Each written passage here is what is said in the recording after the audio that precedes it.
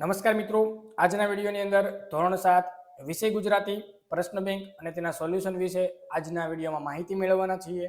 મિત્રો, વિડીયોમાં આગળ વધતા પહેલા જો તમે ચેનલમાં નવા હો તો આપણી ચેનલને સબસ્ક્રાઇબ કરીને બેલ આઇકન ઉપર ક્લિક કરી દેજો, એટલે જ્યારે ચેનલમાં નવો વિડીયો અપલોડ થાય તેની માહિતી તમને સૌથી પહેલા અને સૌથી ઝડપથી મળતી રહે.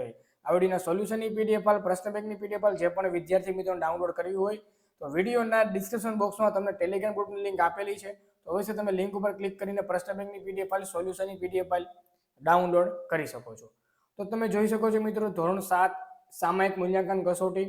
સમય મિત્રો 1 કલાક તમને આપેલો છે. ગુજરાતી છે, પ્રકરણ નંબર 11 થી 16, તારીખ આપી છે 3/2/2024, કુલ ગુણ છે 25. તો પ્રશ્ન બેંકમાંથી તમારા વર્ગ શિક્ષક તમને 25 માર્ક્સનું પેપર આમાંથી તમને આપશે. તો સૌથી પહેલા આપણે લઈએ પ્રશ્ન નંબર 1.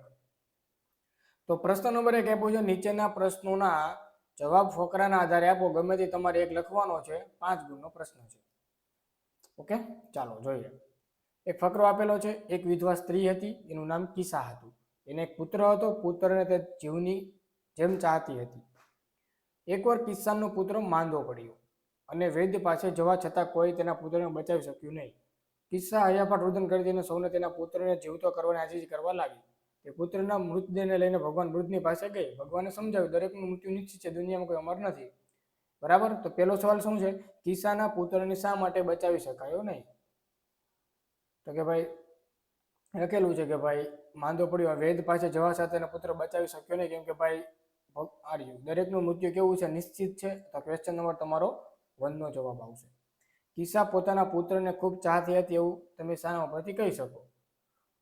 ત્યાં લખેલું છે કે ભાઈ તેના પુત્રને કિસ્સા હૈયાફાટ રુદન કરતી સૌને તેના પુત્રને જીવતો કરવા આજીજી કરવા લાગી. આના ઉપરથી એવું કહી શકાય કે આ ક્વેશ્ચન નંબર 2 નો જવાબ. ભગવાન બુદ્ધની વાત સાંભળી કિસ્સાએ શું કર્યું છે? ભાઈ શબ્દ સમૂહ માટે એક શબ્દ લખવાનો છે કે ભાઈ જેનો પતિ મૃત્યુ પામ્યો હોય તેવી સ્ત્રી, જેને શું કહેવાય? વિધવા. પછી કિસાના પુત્રને બચાવવા બીજા કયા કયા પ્રયત્નો કરી શક્યા હોય? તો આ રીતનો તમારે 5 ગુણનો પ્રશ્ન છે. જો તમારે પીડીએફ ફાઇલ ડાઉનલોડ કરવી હોય તો અવશ્ય ટેલિગ્રામ ગ્રુપમાં તમે જોઈન થઈ જજો. એમાંથી તમને પ્રશ્ન બેંકની પીડીએફ ફાઇલ, સોલ્યુશનની પીડીએફ ફાઇલ ટેલિગ્રામમાંથી મળી જશે. બરાબર. ચલો, આ રીતે તમને નીચે પેરેગ્રાફ નંબર બીજો આપેલો છે. એમાં પણ નીચે તમને 5 સવાલ આપેલા છે. એ રીતે પેરેગ્રાફ નંબર 3 નીચે પણ 5 સવાલ. બરાબર. કે આપણી ફરજ શી છે? મોંઘા બલિદાન કેમ આપવા પડ્યા છે? આપણને અન્ય જળ કોણ પૂરા પાડે છે? આપણે કોના માટે સમર્પિત થવું પડે? અને આપણને સ્વતંત્રતા કેવી રીતે પ્રાપ્ત થઈ? આ રીતના અલગ અલગ બધા સવાલ આપેલા છે. ચલો, આગળનો સવાલ પેરેગ્રાફ 4 નંબરનો. એમાં પણ તમને 5 સવાલ આપેલા છે અને 5 નંબરના પેરેગ્રાફમાં પણ તમને 5 સવાલ આપેલા છે. તો 5 પેરેગ્રાફમાંથી તમારા વર્ગ શિક્ષક તમને કોઈ પણ એક પેરેગ્રાફ આપશે એનો જવાબ તમારે લખવાનો થશે. સોલ્યુશન માટે ટેલિગ્રામ ગ્રુપમાં જોઈન થઈ જજો, એમાંથી તમને પીડીએફ મળી જશે. ચલો, પ્રશ્ન નંબર 2. આપેલી કહેવતમાંથી કોઈ પણ એક કહેવત આપણે લખવાની છે. કુલ ગુણ એના 5 છે. તો કે માતેમાં બીજા બધા વગડાના વા, પાકા ઘડે કાંઠા ન ચડે, હિંમતે મરદા તો મદદે ખુદા, ગોળ વિના મોળો કંસાર, મા વિના સોનો સંસાર, ચેતન હર સદા સુખી. આ 5 માંથી કોઈ પણ એક તમને આવશે. બરાબર. તમારે કોમેન્ટ કરવાની છે કે આમાંથી તમને કઈ આવે છે અને તમારે કેટલા માર્ક્સ આની અંદર આવે છે. બરાબર. પ્રશ્ન નંબર 2 ની અંદર. ઓકે, ચાલો, આગળનો સવાલ છે. નિબંધ લેખન તમને આપેલો છે, એટલે કે નિબંધ લેખન, અરજી લેખન, અહેવાલ, ઘટના પ્રસંગ. પ્રશ્ન નંબર 3. નીચે આપેલા વિષયમાંથી કોઈ પણ એક વિષય પર અરજી લેખન કરો. કુલ ગુણ 5 છે, એટલે 5 માંથી તમારે કોઈ પણ એક આવશે. જોઈએ શું છે. તો કે તમારી શાળામાં વીજળીનો તાર તૂટી ગયેલો છે, તો વિદ્યુત બોર્ડને જાણ કરતી અરજી લખવાની છે. તમારા ગામમાં 7 દિવસથી શેરી લાઇટ બંધ છે, તો અરજી કરતો પત્ર. તમારે રમતગમતના સાધનોની જરૂરિયાત છે શાળા માટે, તો શાળાના આચાર્યને લખો. તમારે પ્રવાસમાં જવાનું છે, એના માટે અરજી તમારા શાળાના આચાર્યને લખો.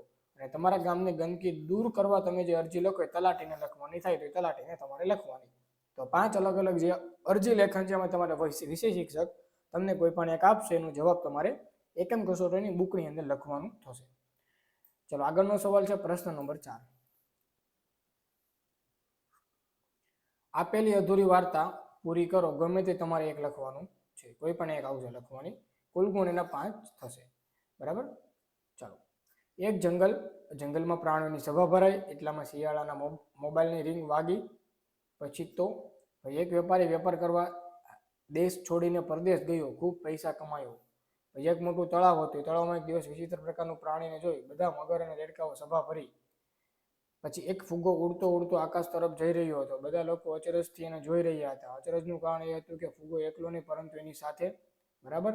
પછી ઊંટ અને હાથી પાકા ભાઈબંધ હતા. એક દિવસ બંને શેરડીના ખેતરમાં ગયા. પછી આ રીતના સવાલ તમને આપેલા છે. ચલો, પ્રશ્ન નંબર 5, વ્યાકરણ વિભાગ તમને આપેલો છે. આપેલ વિભાગોમાંથી કોઈ પણ એક વિભાગ પસંદ કરીને માગ્યા મુજબ જવાબ લખો. ગુણ 5 છે. તો વિભાગ 1 આપેલો છે પેલો, કે ભાઈ નીચેના શબ્દ જૂથમાંથી અલગ પડતો શબ્દ લખો. શુલ્લક, શોભ, અલ્પ, થોડું. બરાબર. રેખાંકિત શબ્દોને સ્થાને યોગ્ય રૂઢિપ્રયોગ, તો કે પાકે, પાયે, લીધું. પછી વિરામચિહ્નો મૂકવાના છે. ક્રિયાપદ શોધી લખવાનું છે. બરાબર. કોષ્ટમાં આપેલ શબ્દોમાંથી યોગ્ય વિકલ્પ પસંદ કરી ખાલી જગ્યા પૂરવાની છે. તેણે ખાલી જગ્યા રજૂઆત કરી. તેણે સી રજૂઆત કરી. વિભાગ 2 માં પણ તમને અલગ અલગ 5 વ્યાકરણ વિભાગના પ્રશ્ન આપેલા છે. એ રીતે વિભાગ 3 માં પણ આપેલા છે, વિભાગ 4 માં આપેલા, અને વિભાગ 5 માં તમને આપેલા છે. બરાબર. આમાંથી તમારા વર્ગ શિક્ષક તમને કોઈ પણ એક પ્રશ્ન આપશે, એક વિભાગ, એનો જવાબ તમારે લખવાનો થશે. જો તમારે પીડીએફ ફાઇલ ડાઉનલોડ કરવી તો ટેલિગ્રામ ગ્રુપમાં જોઈન થઈ જજો. ડિસ્ક્રિપ્શન બોક્સમાં તમને લિંક આપેલી છે. તેમાં તમને પ્રશ્ન બેંકની પીડીએફ ફાઇલ, સોલ્યુશનની પીડીએફ ફાઇલ, બધું તમને અહીંથી મળી જશે. મિત્રો, આ તો ધોરણ 7ના વિદ્યાર્થીઓનું ગુજરાતી પ્રશ્ન બેંક એના સોલ્યુશન વિશે વાત. વિડીયો ગમે તો વિડીયો લાઇક કરજો, શેર કરજો, ચેનલને સબસ્ક્રાઇબ કરજો. મળીશું આવનારા વિડીયોમાં. બધાને good bye, good luck, thank you.